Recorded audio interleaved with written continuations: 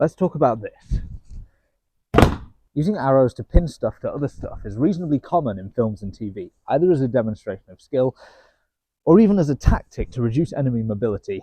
But what are the practicalities of this sort of thing in real life? If you've watched some of the trick shooters on this app, you've probably seen them pin something to a target with an arrow.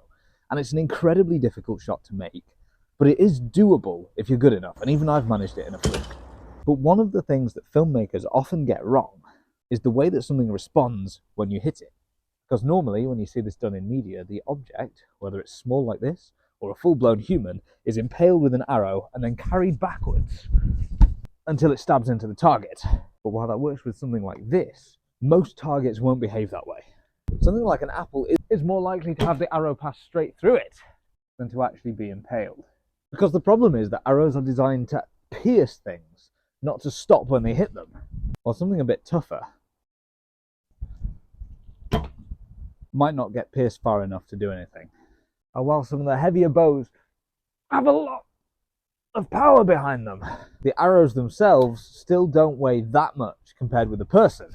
So even a 25 kilogram target isn't sent flying backwards when you hit it. So knocking things backwards is a bit of a no-no most of the time. But if the things you want to stick together are close enough, then there's no particular reason why it wouldn't work. So would it work if you tried to pin someone's foot to the floor? Maybe.